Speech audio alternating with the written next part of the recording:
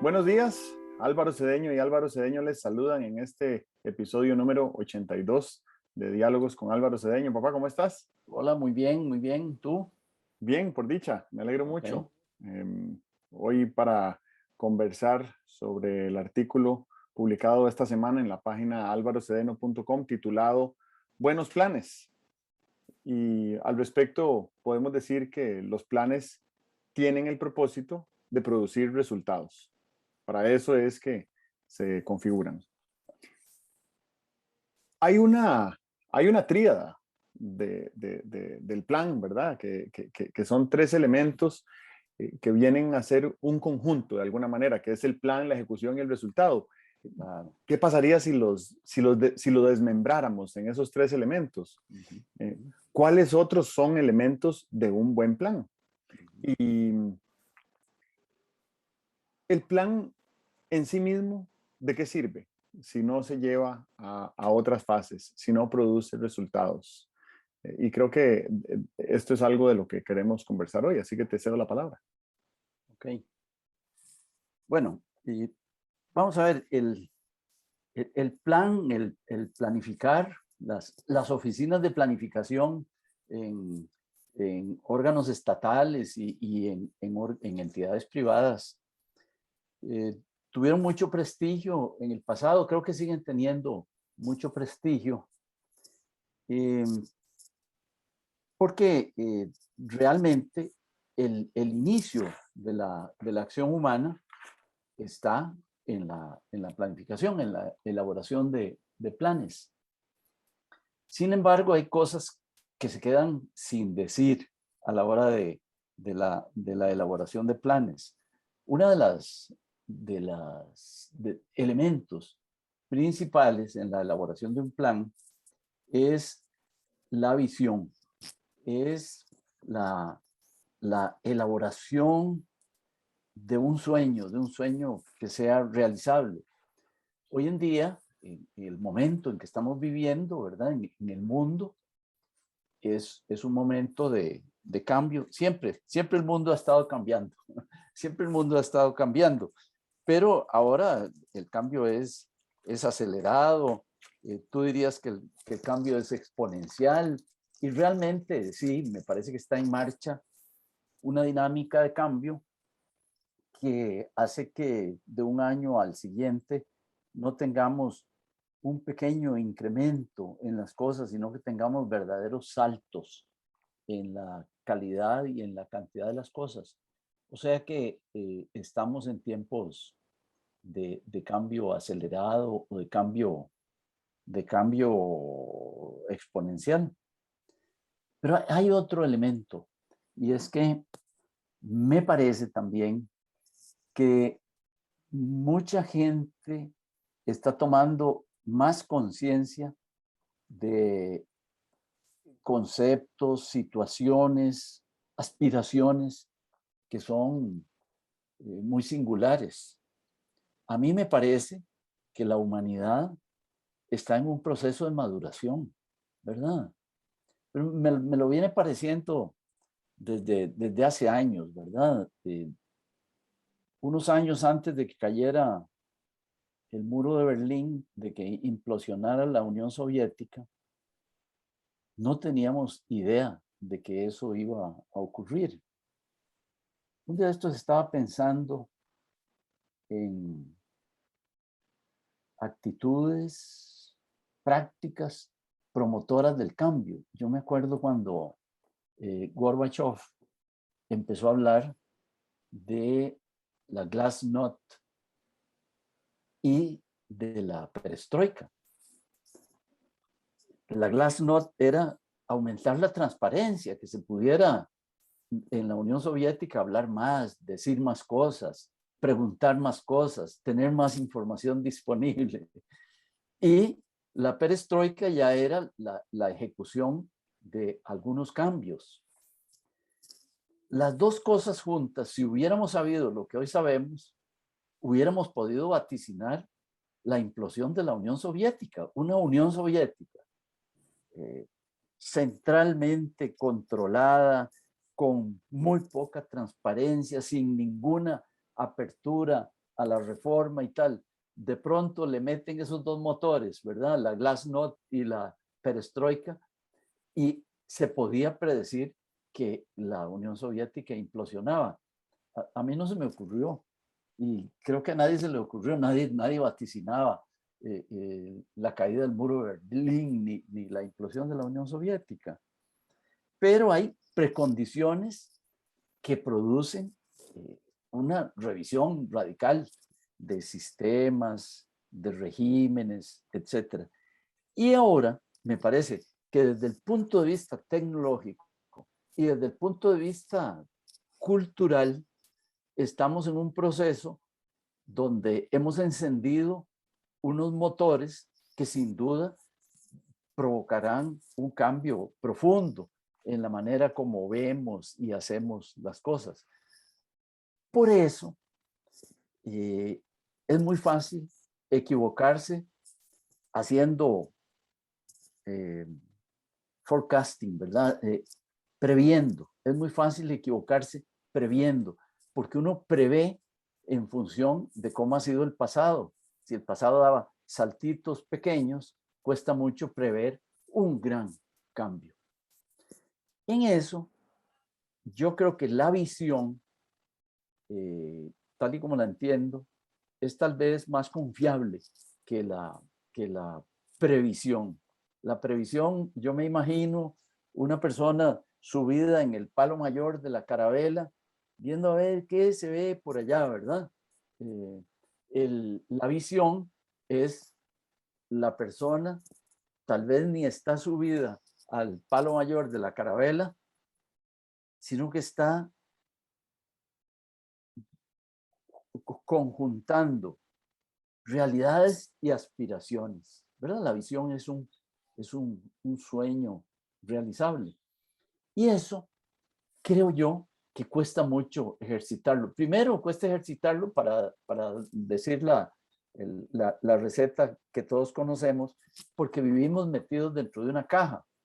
Pero segundo, porque se necesita, aquí voy a decirlo y subrayado, una vitalidad espiritual diferente para poder dar un salto en la visión, para poder soñar un sueño entusiasmante, un sueño retador, un sueño movilizador. Se necesita una vitalidad espiritual distinta. ¿Qué dimensiones tiene esa vitalidad espiritual? Bueno, necesitas no estar limitado por el conocimiento convencional, necesitas estar imbuido de la esperanza. Creo que se necesita tener una visión muy completa del ser humano y de la humanidad. Yo creo que cuanto más entusiasmo tenga uno por el ser humano y por la humanidad, más audaces son las visiones que puede formular. Y me hace gracia, me estoy haciendo gracia yo a mí mismo. A mí el apasionamiento que tengo con el ser humano y con la humanidad es exactamente como si ambos acabaran de ser inventados. Y es que tal vez el ser humano y la humanidad están en un proceso de reinvención permanente. Y ahora me parece que somos una humanidad y unos seres humanos frescos, como recién inventados, sabemos mucho, tenemos mucha experiencia, tenemos mucha confianza en nuestra capacidad de acción, de manera que no hay que ponerle límites a las visiones, no hay que ponerle límites a los retos que uno pueda plantearle a la humanidad y a los seres humanos. Fíjate que yo pienso, no sé, cuando en Norteamérica, en los Estados Unidos de América, se hizo la Revolución Americana, 1776. debía haber dudas de si eso que se estaba diseñando era operativo, ¿verdad? Los franceses unos años después lo tomaron y igual lo llevaron adelante y tal. Yo creo que ahora estamos, la humanidad, para inventos, para diseños, para novedades, para desafíos de una magnitud semejante a esa. Por eso, cuando hablo del ser humano y de la humanidad, los menciono como con toda esperanza, ¿verdad? Con toda confianza en lo que puede salir de estos procesos de cambio en los que estamos metidos. Y para eso, desde luego, tenemos que formular planes y ejecutarlos para obtener unos determinados resultados. Pero evidentemente la formulación de planes tiene que ser distinta, la ejecución tiene que ser distinta y los resultados van a ser distintos. Interesante que muchas de las cosas que comentas, yo las uso habitualmente y entonces reflexiono sobre ellas. Por ejemplo, el hecho de que estamos ante una era de cambio vertiginoso, y lo describías, ¿verdad? Cada año, en vez de ser gradual, el cambio es disruptivo y creo que uno puede um, atreverse a hacer la afirmación de que a pesar de esta velocidad de cambio en la que estamos inmersos, este es el ritmo de cambio más lento que veremos en los próximos años. Sí. ¿Verdad? Entonces estamos ante una aceleración. En términos de la física teórica, estamos en presencia de una aceleración y la aceleración efectivamente lo que quiere decir es que el cambio es exponencial eh, y, y que a lo que hay que en lo que hay que prepararse es en la capacidad de adaptación, ¿verdad? De hecho, si uno ve las listas de destrezas que diferentes organizaciones internacionales recomiendan como destrezas esenciales para los profesionales del año 2030, que para el 2030 falta muy poco realmente, consistentemente está la destreza de la adaptabilidad. Y creo que tiene que ver por el hecho de que es inevitable que la velocidad del cambio continúe acelerándose. Lo segundo es respecto a la visión.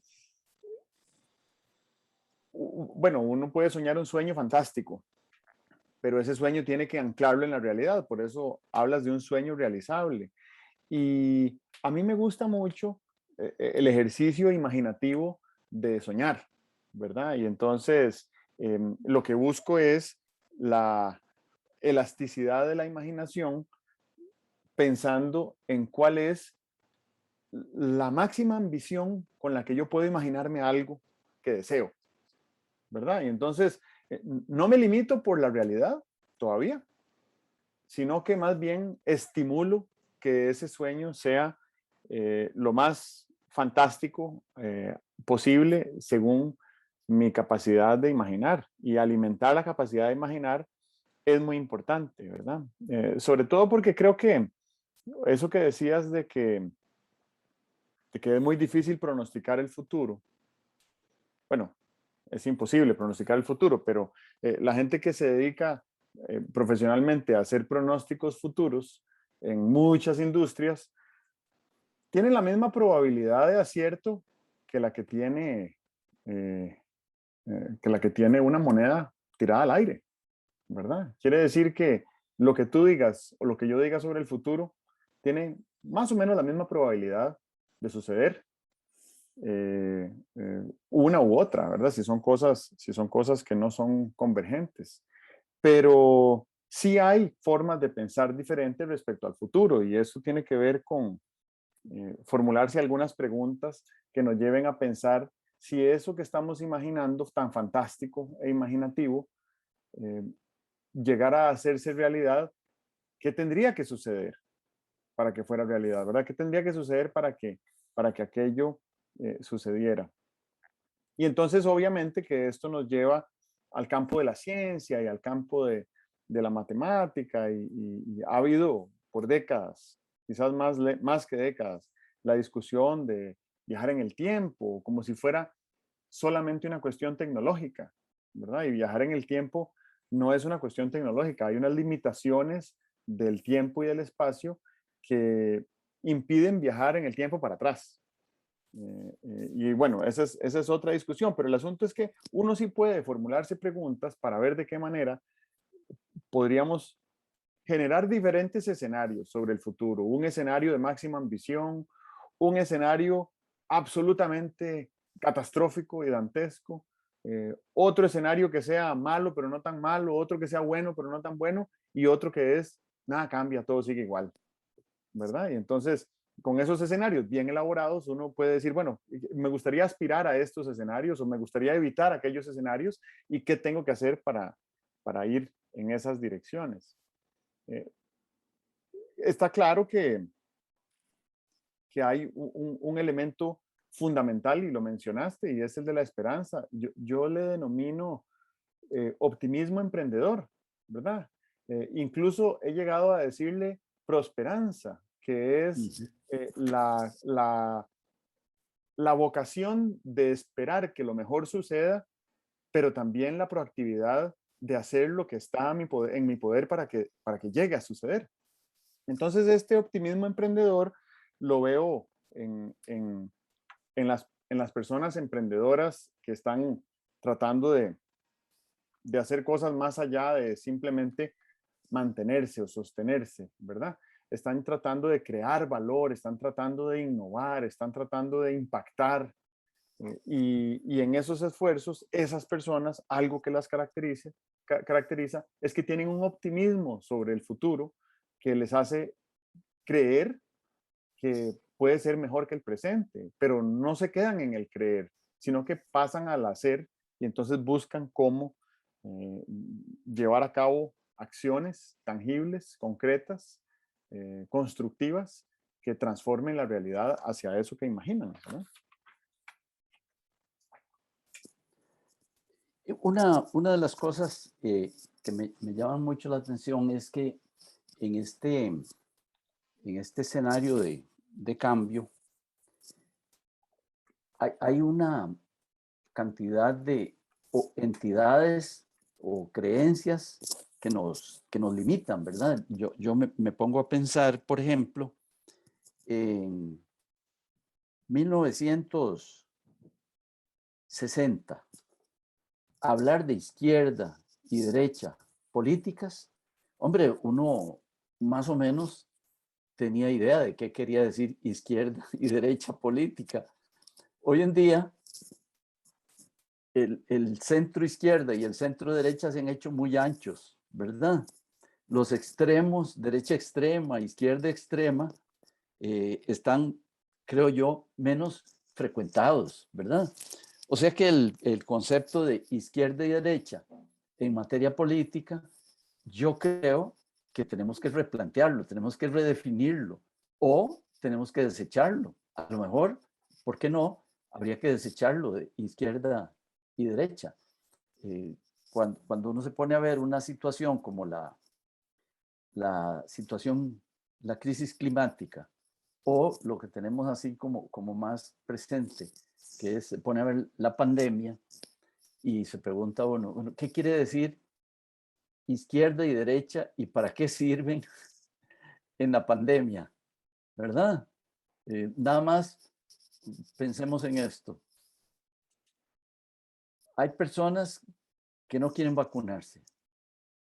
Y si no quieren vacunarse, me parece que están poniendo en riesgo de una cierta manera y en una cierta magnitud a toda la sociedad. Entonces, ¿qué quiere decir izquierda y qué quiere decir derecha? ¿Será que la, la izquierda estaría dispuesta a ser más estatista y obligar a que se vacunen? ¿O no será que la derecha también dirá, hombre, pero si nos estamos perjudicando todos? Aquí yo estoy de acuerdo con la izquierda estatista de que hay que pasar un decreto y que el que no se haya vacunado o pueda perder el puesto o no pueda viajar en el bus o no sé qué, ¿verdad? Lo mismo con la, con la crisis climática. Eh, claro que tú puedes decir, Las petroleras tienen tienen que tener una posición de derecha. Ellos reclamarán la libertad de empresa y todo ese cuento, no, toda esa idea. Ok. Pero yo te diría, bueno, y en media crisis climática, ¿quién puede atender con seriedad un reclamo de las petroleras para seguir explotando el petróleo? Yo creo que todos los demás, seamos ideológicamente de izquierda o de derecha, sabemos que la explotación petrolera, si sigue como ha estado, nos lleva al colapso. Entonces, hay problemas que son tan universales, de tanto impacto, que creo que hacen totalmente inservible un esquema de pensamiento como el de izquierda y derecha. Y me atrevo a decir que hay una serie de instituciones, tú lo has dicho una serie de veces, las calificas con una expresión que a mí me parece muy gráfica. O sea, hay entidades del siglo pasado y hay necesidades de, de este siglo o del siglo venidero. B, la salud pública. La salud pública articulada en torno a hospitales, a mí me parece, y aquí lo hemos hablado algunas veces, es un concepto desfasado. La salud pública hay que reorientarla hacia la prevención. Y no es prevención de unos agentes sanitarios, unos agentes higiénicos, buscando a ver cómo te inducían a que tuvieras individualmente y familiarmente unas medidas preventivas. No, no, se trata de pasarle la responsabilidad al ciudadano, al habitante, para que tome medidas preventivas, ¿verdad? El que come chicharrones más de 2 veces por semana, a mí me parece que se está convirtiendo en candidato de un tratamiento muy caro que le tiene que dar la seguridad social y debería tener la responsabilidad de decir, voy a reducir el consumo de chicharrones. Ya lo he visto, ¿verdad? El consumo de carnes rojas, de alguna manera no, clarísimamente está demostrado que se convierte en un pasivo para las políticas regenerativas que ayudan al cambio climático. Has mencionado tú muchas veces de qué manera más carreteras, más puentes, más viaductos son una medida contradictoria. Aquí lo que hay que tener es más transporte colectivo de alta calidad, ¿verdad? Porque si no, no vas a controlar el impacto de contaminación que hace el transporte. La educación, Álvaro, yo pienso mucho en que los chicos y algunos que no son tan chicos, acuden a la educación un poco como en un acto mágico. Aquí me matriculé o me matriculó mi familia en un colegio muy bueno y entonces a ver qué tan bueno es el colegio y ellos que me enseñen. O me matriculé en la universidad y como todos esos ganan mucho dinero como profesores universitarios, yo aquí me siento y me tienen que enseñar, ojalá sin hacer yo ningún esfuerzo, ¿verdad? Ese paradigma hay que darle la vuelta y un día convertir la educación en algo que implique que la gente, todos los académicos y los estudiantes, tienen un sueño desafiante y que todos están poniendo esfuerzo para cumplir con ese sueño desafiante. Eso me parece a mí que sería una transformación. Ve, un detalle. El domingo pasado, la Iglesia Católica, posiblemente la institución más conservadora que hay en el mundo y posiblemente en la historia de la humanidad, ¿verdad? Inició un así llamado sínodo en busca de lo sinodal. Lo que quiere decir es que están haciendo una, una glasnost, ¿verdad? Están haciendo una glasnost, ¿verdad? Un ejercicio de transparencia donde los obispos, sabes que la Iglesia Católica está organizada en muy pocos niveles, ¿verdad? El jefe del cura se llama obispo y el jefe del obispo se llama papa. Son 3 niveles. Eso lo llamó a mi atención un académico israelí en, en una actividad académica en que participé en Israel. 3 niveles, el papa, el obispo y el sacerdote, ¿verdad? El obispo tiene que conseguir opinión de todos sus sacerdotes y de todo su diócesis, el pueblo ese que jurisdiccionalmente le corresponde al obispo, tiene que conseguir opiniones, participación, para llevárselas al Papa, para que en 2 años tomen ahí una serie de medidas. A mí me parece, por lo que he estado leyendo, que estamos en un concilio ecuménico como el que hizo fue Juan 23 y que resultó revolucionario en la iglesia. Solo que ahora, no sé por qué, tal vez por esas recomendaciones de los expertos en narrativa, no le están llamando concilio, sino que le están llamando sínodo. Pero bueno, si una entidad tan conservadora está metida en un proceso participativo de renovación, me parece a mí que cualquier empresa, cualquier institución, cualquier partido político, cualquier candidato debería estar diciendo, bueno, ¿yo qué estoy haciendo ante estas circunstancias que demandan tales cambios? Claro, es una pregunta pertinente para toda, toda persona que ocupa un cargo de liderazgo, ¿verdad? En este momento, cuál es mi actividad actual? ¿Cuál es mi aporte? Y hacia dónde deberíamos ir. Lo otro es que pues hay un libro muy revolucionario que se llama, eh, se me acaba de ir el nombre, Organizaciones, será Organizaciones Revolucionarias, de Frederic Laloux. Ahora voy a buscar el nombre y lo anoto bien para tenerlo claro. Donde él sostiene, una de las tesis que sostiene, es que no todas las organizaciones deberían de aspirar a vivir para siempre, ¿verdad? Completado un propósito, una organización podría considerar la posibilidad de dejar de existir. Eso me parece que es revolucionario, ¿verdad? Em, sobre el tema de ideología política y económica, a mí me parece que todavía estamos muy inmersos en una contienda entre, entre polos, ¿verdad?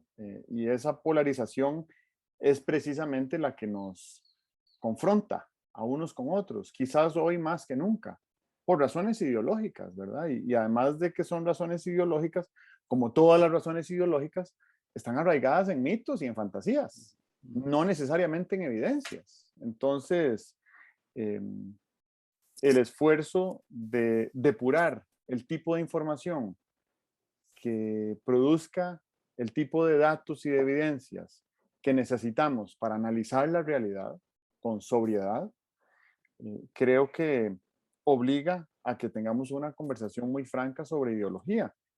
Para empezar, hemos tenido suficientes décadas de experimentación en el mundo como para saber que los extremos ideológicos en lo político y en lo económico fracasaron rotundamente. Eh, entonces, si los extremos teóricos llevados a la práctica fracasan, deberíamos de tratar de traerlos un poquito hacia el centro para ver a dónde hay hay un coeficiente de rozamiento que nos lleva hacia el éxito en una postura ideológica en lo político y en lo económico. Y obviamente que estoy implícitamente refiriéndome también a lo social, para que cuando lleguemos a ese punto digamos, ok, este es el punto a partir del cual la izquierda es viable y este es el punto a partir del cual la derecha es viable. Y entonces el espectro lo reducimos de los extremos que fracasan a unos puntos que pasarían a ser los extremos, donde hay viabilidad, donde hay sostenibilidad, donde hay mayor posibilidad de éxito, donde es más probable que haya convergencias entre un extremo y otro, ¿verdad? Eh, en la historia de Occidente, por lo general solía haber convergencias entre una izquierda no tan extrema y una derecha no tan extrema. Y todo funcionaba, y todo caminaba, y se tomaban decisiones y se avanzaba muy rápido. Hoy en día creo que las posturas ideológicas teóricas siguen siendo muy arraigadas y eso impide la búsqueda de acuerdos, lo impide literalmente, ¿verdad? Es un obstáculo al alcance de acuerdos. Respecto a la pandemia y a la crisis sanitaria, yo creo que la vacunación, todas las vacunas existentes, son vacunas colectivas.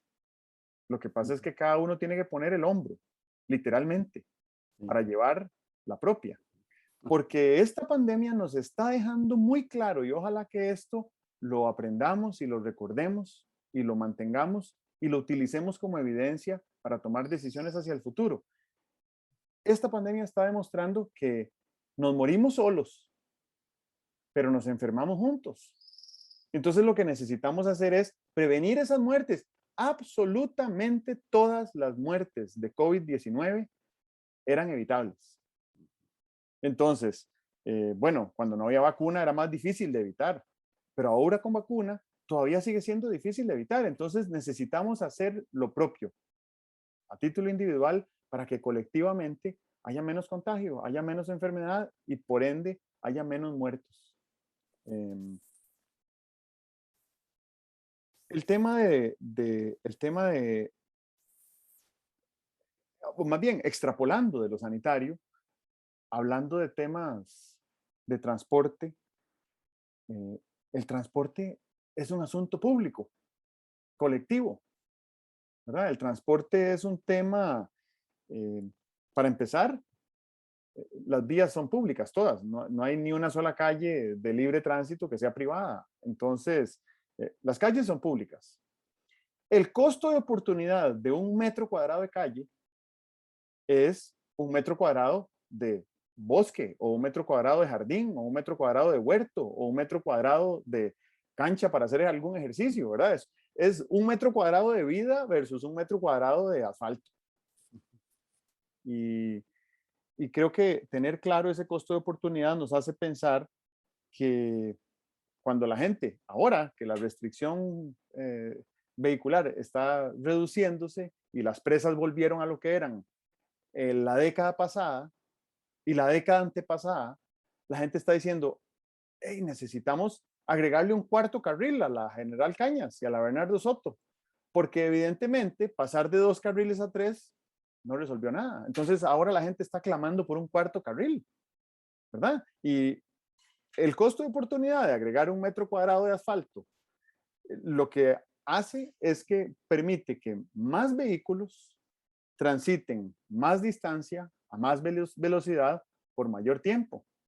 Entonces, la gente, en vez de desarrollarse como urbanidad colectiva, compacta, donde se pueda caminar de un lugar a otro o hacer un trayecto corto en transporte público o incluso en transporte privado, pero corto, más bien la ciudad se hizo del tamaño de la GAM de Costa Rica, la gran área metropolitana es del tamaño de algunos países, con una población pequeñísima, porque aquí tenemos el arraigo ideológico, creo yo, de que es un mayor valor andar en un carro propio que andar en un vehículo colectivo.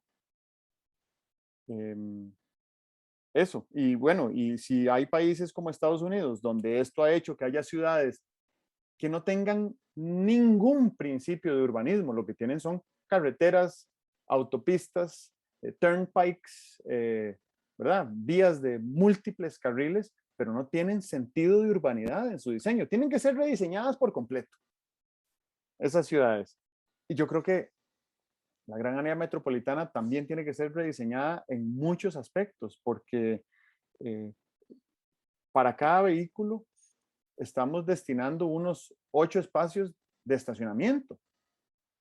Y el costo de oportunidad que tiene ese metro cuadrado de asfalto es atenta contra la salud, ¿verdad? Contra la salud y contra el bienestar. Entonces ahí creo que es importante que esas extrapolaciones de la pandemia nos sirvan también para otros campos como evidencia, ¿verdad? Hace poco conversaba con un desarrollador y me contaba que están conscientes los que desarrollan eh, terrenos para urbanización de que parte de las inundaciones en algunos lugares se debe a la velocidad de la escorrentía. Si antes llovía sobre el cafetal, la tierra bajo el cafetal absorbía una cantidad de agua. Si ahora llueve en la urbanización y sus calles y sus desagües rápidamente están llevando el agua pluvial al río y eso es lo que provoca las inundaciones. Entonces, ya están preocupándose por que las calles no sean de una urbanización, no sean pavimentadas, sino que sean porosas, ¿verdad? Que fueran algo así como zacate block o algo así para que absorban humedad. Eso me parece que es un paso al frente, ¿verdad? Eh, un asunto que también lo han mencionado y es muy importante, es el tema del impacto, ¿verdad? Se planea y se busca un determinado impacto, pero tenemos que ser muy cuidadosos con los impactos, no solamente con los impactos negativos, como estos casos que estaban mencionando, sino que tenemos que ser muy cuidadosos con los impactos positivos, porque bien pudiera ser que aquello a lo que se le está poniendo mucho entusiasmo como proyecto tenga un impacto positivo menor que otra cosa que se queda pegada por ahí como proyecto. Yo me acuerdo, una vez participé en la evaluación de impacto, creo que fue de la carretera a Los Chiles, y entonces pues había que calcular cuál era el área de influencia de la carretera, porque una carretera no es solamente para que pasen carros, una carretera es para que los vecinos que vivan por ahí, pues ahora tienen otro medio de comunicación y entonces ahora tenían acceso a otros mercados y ahora podrían pensar en otros productos que antes, metidos por allá metidos por allá en una zona incomunicada, no podías cultivar esos productos. Tú no puedes cultivar tomates si estás a más de 10 kilómetros de una carretera, ¿verdad? No vas a traer tomates en un burro, ¿verdad? Etcétera. Entonces, eso del impacto implica un cierto refinamiento en la formulación de planes. Y el otro comentario que quería hacer es el de que en tiempos de campaña política, con 27 candidatos y tal, todos los candidatos seguramente tienen sus pet projects, ¿verdad? Sus proyectos mascotas, sus proyectos personales que los ilusionan y tal. Y entonces, bueno, algún candidato llegará a la presidencia de la República y entonces, ojalá los pet projects que tenga, los planes personales de obra pública y tal, coincidan con el interés nacional, porque si no coinciden con el interés nacional, eh, habremos fallado, los recursos no son infinitos, los recursos son limitados. Y en eso, me parece que el país tiene unas deficiencias institucionales eh, si hay un proyecto en marcha y el proyecto fue debidamente analizado, debería ser parte de la cultura política o parte de la, eh, de la legalidad, que ese proyecto no se puede llegar a interrumpir, ¿verdad? Yo me pongo a ver la carretera a San Carlos.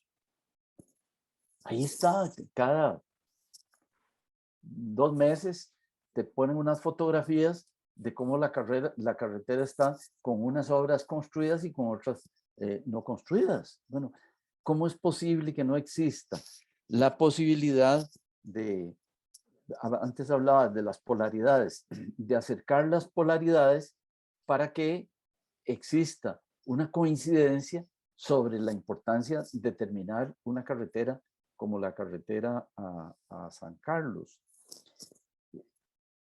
Cuando hablaba de polaridades, pensaba yo en un autor que acuñó un término que a mí me parece que es muy interesante. Dice, en todo conflicto, las dos polaridades, para hablar de un conflicto simple con solo dos polaridades, las dos polaridades es imposible decir, mire, acérquense, pero las dos polaridades tienen espectros, hay eh, eh, eh, elementos en que las polaridades se acercan.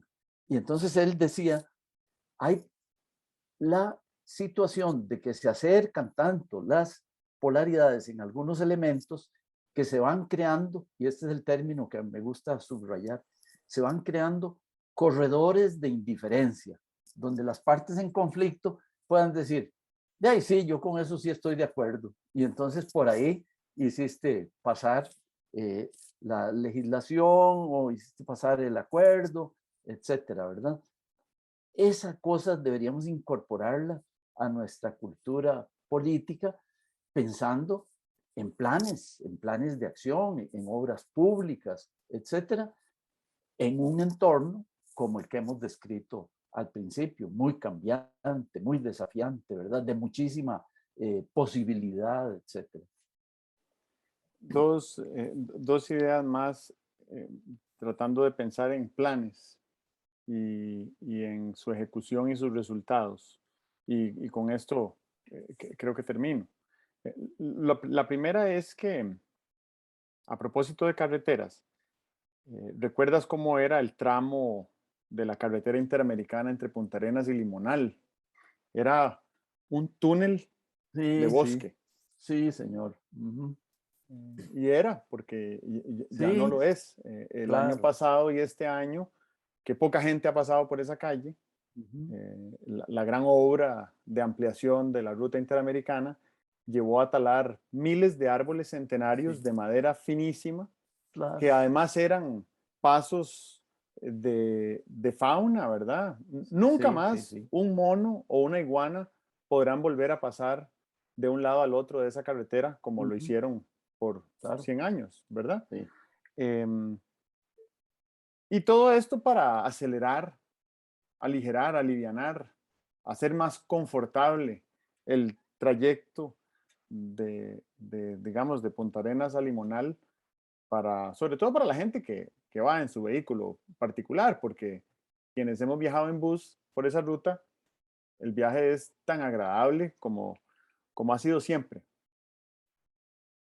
Y recuerdo la primera vez que fui a Bangkok, en Tailandia, tenían unos problemas de tránsito tan severos que Bangkok, que se había constituido en una verdadera capital asiática de la atracción de inversión extranjera y del turismo, estaban teniendo el problema de que la congestión vial era tal que los turistas estaban optando por no ir más a Tailandia.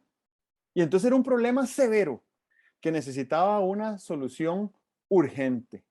Y el plan que idearon fue hacer un trencito elevado entre el aeropuerto y el centro de la ciudad, que es una distancia como de 20 kilómetros, más o menos la distancia que hay aquí entre el aeropuerto Juan Santa María y La Sabana. Y después otra línea de metro que cruzara en forma de T, con esa que venía del aeropuerto. Entonces el turista salía del aeropuerto, se montaba en un trencito con aire acondicionado, muy agradable, con unas ventanas, con una vista a todo el panorama, y de repente en 20 minutos no se había ni dado cuenta, ya estaba en el centro de la ciudad, y ahí tomaba el otro tren o para la izquierda o para la derecha, según para dónde fuera. Y eso lo dejaba muy cerca de su hotel. Y la experiencia del turista empezó a ser tan buena que los turistas volvieron masivamente a Tailandia, igual que la inversión extranjera. Pero había otro problema, y era que de Bangkok a la playa más cercana, que hay una distancia de unos 100 kilómetros, como la que hay entre San José y Punta Arenas, las soluciones eran complicadísimas ahí porque estaba todo urbanizado en el camino. Entonces, hacer una carretera más amplia era dificilísimo. ¿Y qué fue lo que hicieron? Invirtieron en un puente de 100 kilómetros. Hicieron un puente de 6 carriles desde Bangkok hasta la playa de Pattaya, con entradas y salidas, ¿verdad? Entonces, depende a qué pueblo vas, pues ahí te bajas y después te vuelves a subir, y en 50 minutos recorres 100 kilómetros porque vas a 100 kilómetros por hora.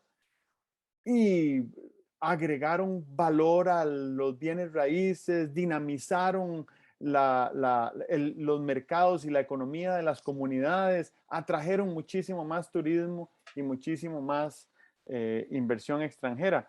¿Por qué aquí no pudimos pensar en hacer un puente que pasara por encima de ese bosque natural que se había creado hace 100 años por los caminos de ganado que iban de San José a Guanacaste, y en el camino los animales iban dejando semilla y la semilla iba produciendo un bosque? Y el año pasado nos volamos ese bosque.